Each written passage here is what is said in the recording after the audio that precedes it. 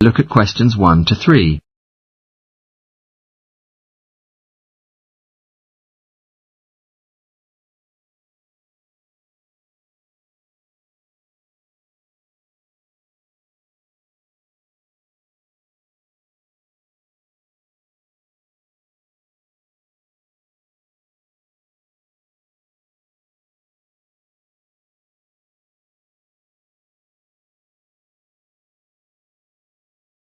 You will see that there is an example which has been done for you. On this occasion only, the conversation relating to this will be played first. Good morning. What can I do for you? Yes, I'm currently visiting this area, but I injured myself when I was doing sports a while ago, and I still feel pain, so I wondered whether I could go for a doctor here. Sure, sir. We can take you on as a temporary patient. I'll just take down some of your personal details. May I have your name, please? Yes, it's Peter Smith. The patient's name is Peter Smith, so Peter Smith has been written in the space. Now we shall begin. You should answer the questions as you listen, because you will not hear the recording a second time. Listen carefully and answer questions 1 to 3. Good morning. What can I do for you? Yes, I'm currently visiting this area, but I injured myself when I was doing sport a while ago, and I still feel pain, so I wondered whether I could see a doctor here. Sure, sir. We can take you on as a temporary patient. I'll just take down some of your personal details. May I have your name, please? Yes, it's Peter Smith. All right, Peter. And where are you currently staying here? At 95 Cross Street. And the county? Walkley, that's Walkley. Okay. And can I have a contact number? It's 46895324. Okay, thanks. Can you just wait down there? The doctor will see you in a minute. Before you hear the rest of the conversation, you have some time to look at questions 4 to 10.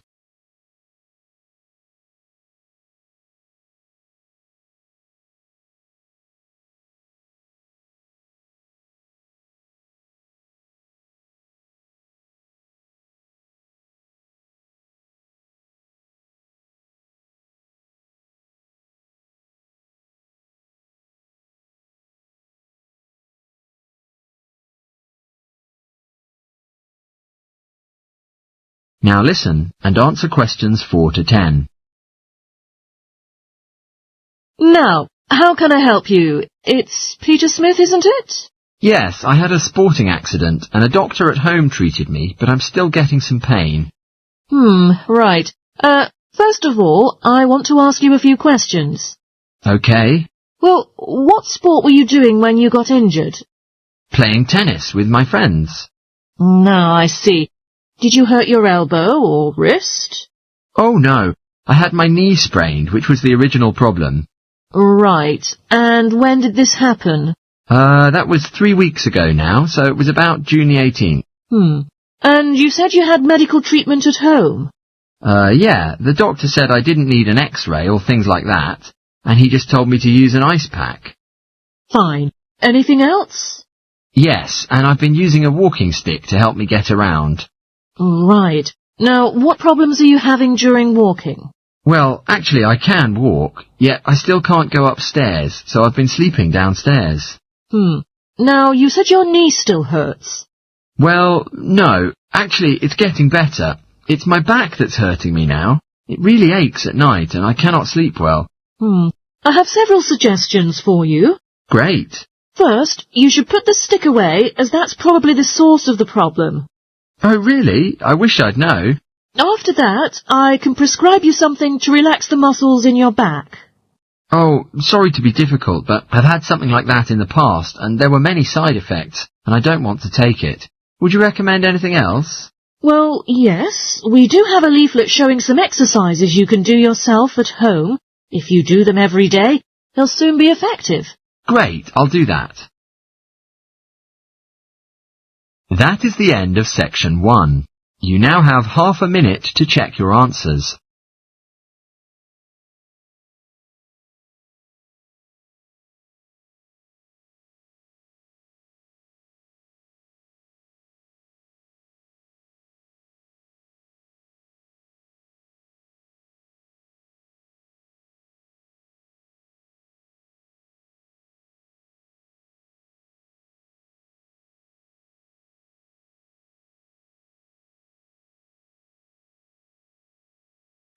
Section 2. You will hear a tour guide from Pine Garden giving visitors a general introduction to each part of the area. First, you have some time to look at questions 11 to 14.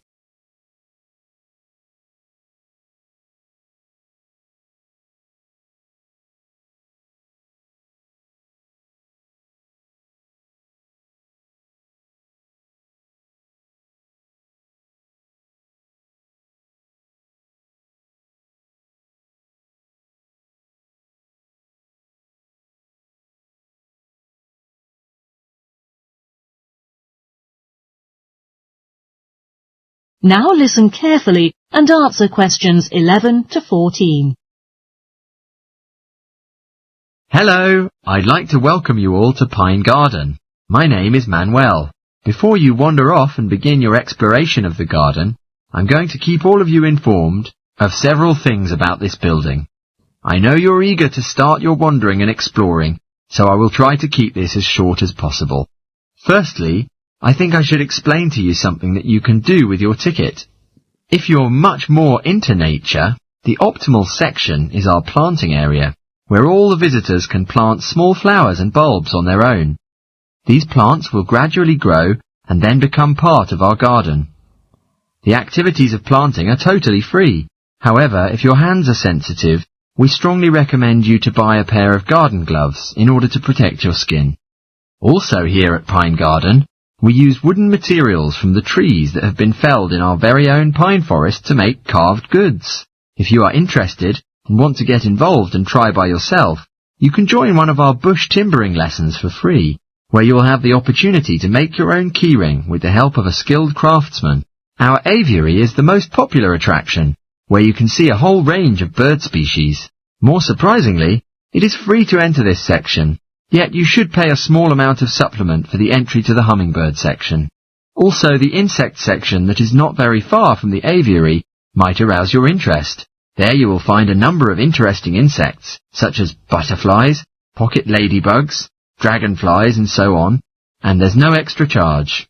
Unfortunately, some areas are now temporarily limited to visitors today. For example, the gift shop that closed earlier this year will remain out of bounds for another month or so.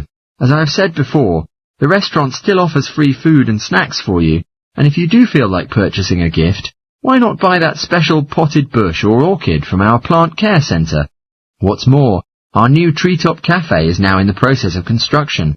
It will be very compelling when it's finished. Actually, our model town has already opened in advance. That is of great interest to the public. Also, our tourist office is ordinarily available to give tourists many aids, but the officer is sick at home. Please do not be disappointed by this, since our open visiting areas also provide quite an experience. Before you hear the rest of the talk, you have some time to look at questions 15 to 20.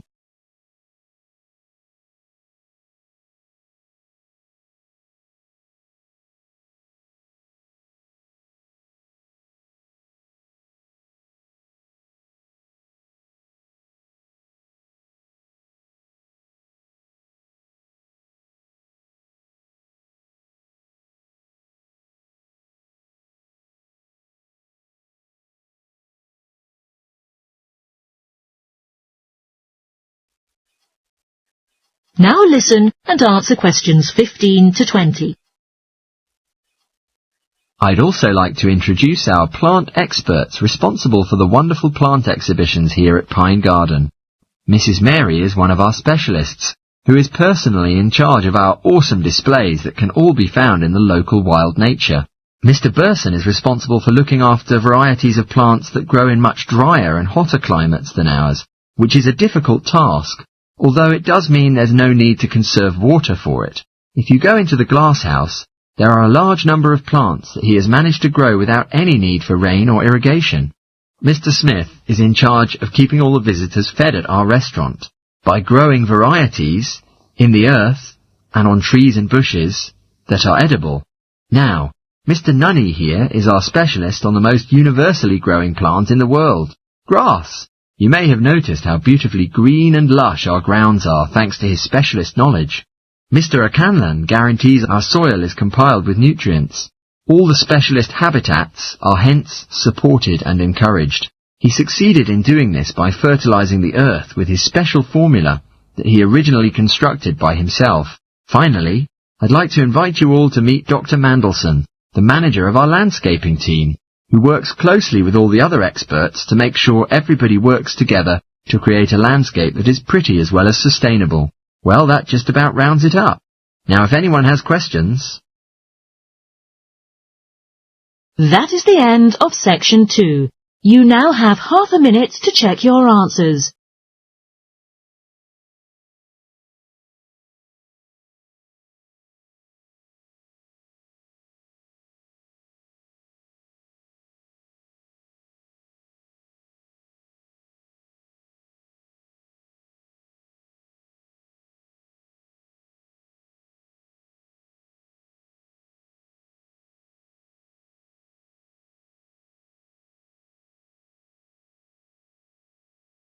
Now, section 3. You will hear a conversation between a professor and two students who are preparing for an English literature test. First, you have some time to look at questions 21 to 24.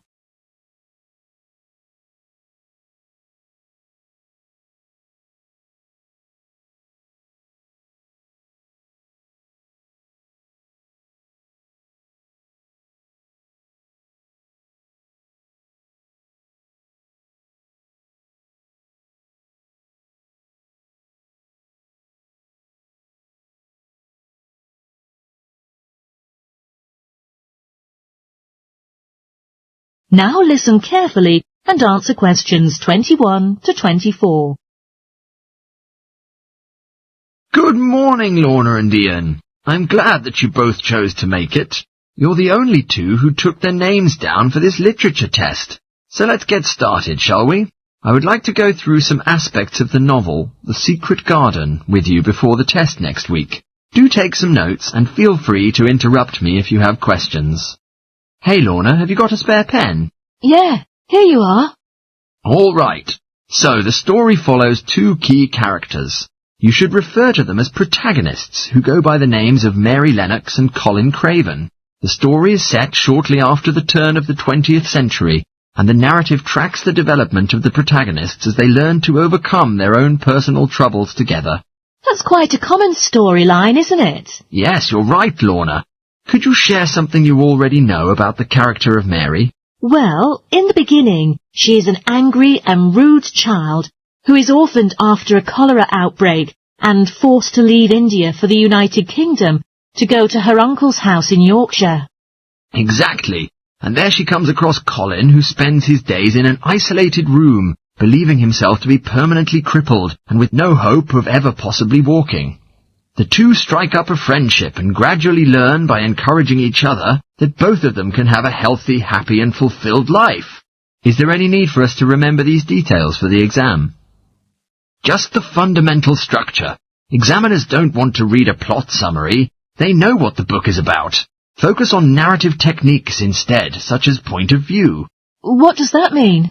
It's all about how we see the story. For example, it's written based on what is called an omniscient narrator, which means all-knowing. So readers can feel the same as how all the characters do about things, including what they like and don't like, and what their motivations are in the story.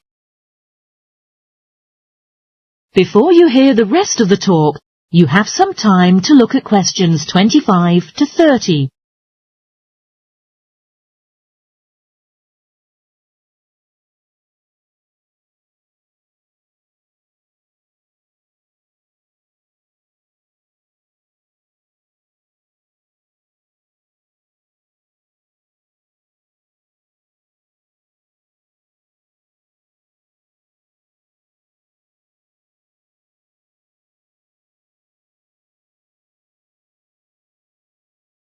Now listen and answer questions 25 to 30. Won't it be difficult to perform a technical analysis? After all, it's a kid's book. Well, it was initially pitched at adults, you know, but over the years it has shifted to a more youth-oriented work. In this case, your understanding is correct in some way.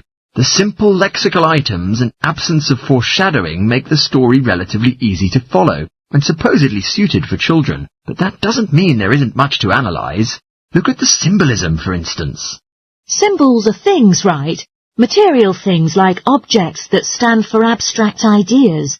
Absolutely right. The author also uses many of them. There's the robin redbreast, for example, which symbolises the wise and gentle nature that Mary will soon adopt.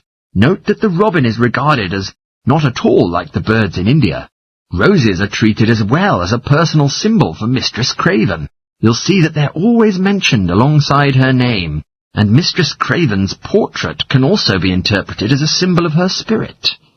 Are symbols just another name for motifs?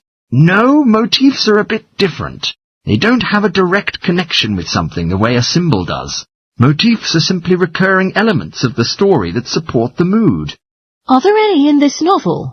Yes, two very key ones. The Garden of Eden is a motif, which comes up a few times in association with the garden of the story, and then you've got the role that secrets play in the story. At the very beginning, everything is steeped in secrecy, and slowly the characters share their secrets, and in the process move from darkness to light, metaphorically, but also in the case of Colin, quite literally.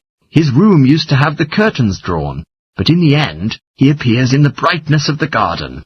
Anything else we need to know about? Yes, nearly all novels explore universal concepts that everyone has witnessed.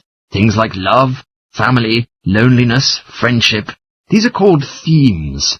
The Secret Garden has a few themes that all concentrate on the idea of connections. The novel explores, for example, the way that health can determine and be determined by our outlook on life.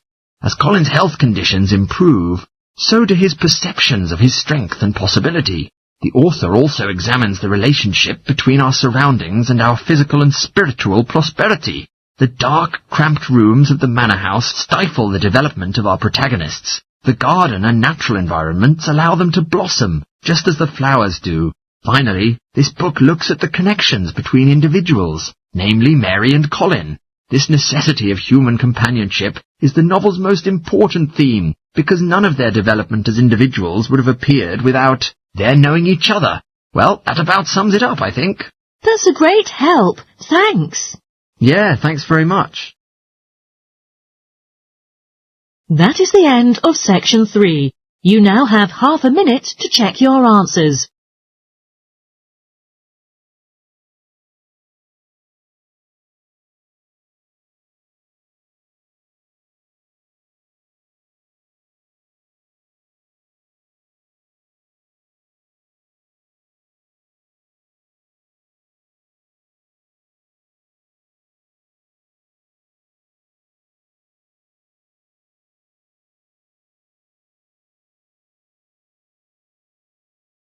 Section 4. You will hear a postgraduate psychology student presenting his investigation report to other students about a job satisfaction study. First, you have some time to look at questions 31 to 40.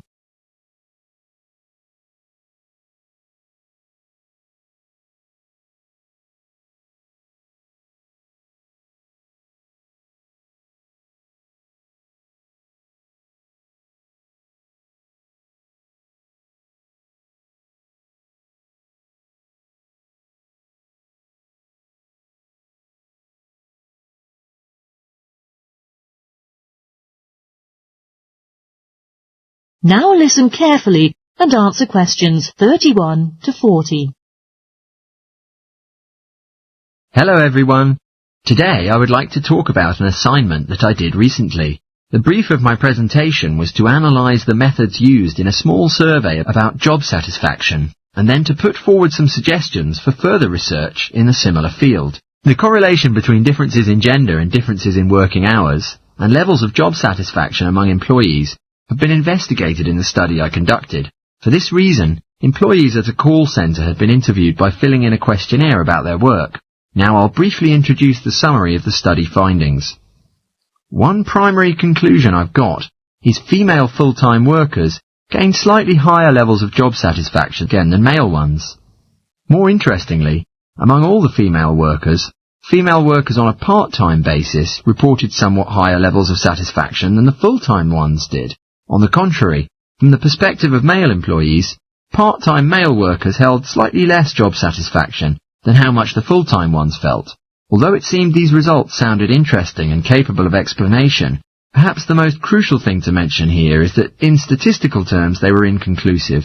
I was personally shocked at the fact that the results hadn't been more definite, because I would have predicted to see both men and women, as well as full and part-time workers, would go into various levels of satisfaction. Therefore, I should pay higher attention to the methodology applied by the researchers to figure out where problems may have arisen. So the next part of the presentation today is detailed aspects of what I found. First, it is probable that the sample size was too small, since the total number of workers who did the questionnaire in the survey was 223, which perhaps sounds quite a lot, but they had to be divided up into several subgroups.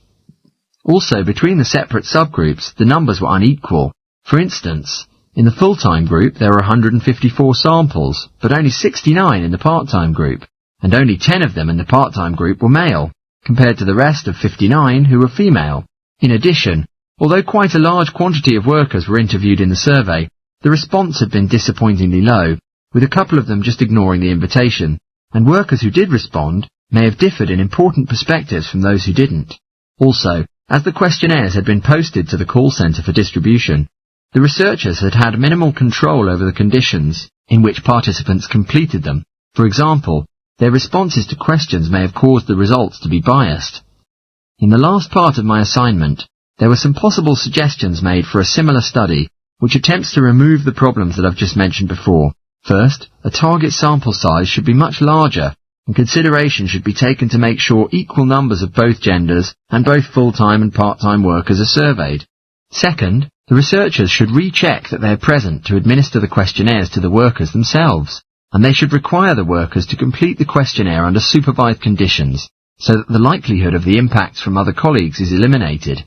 Finally, as workers may be unwilling to mention the details of their job satisfaction when they're on work premises, it's critical that the researchers reassure them their responses will be kept confidential, and also that they have the right to withdraw from the study at any time, if they want to.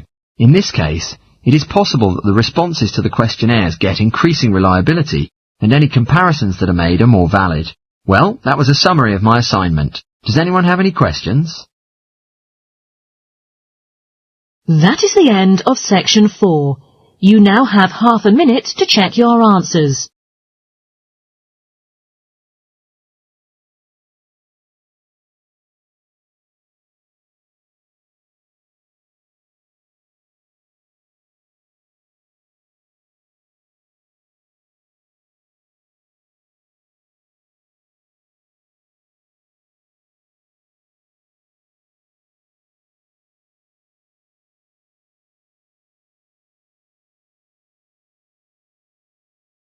That is the end of the listening test. In the Ielts test, you will now have 10 minutes to transfer your answers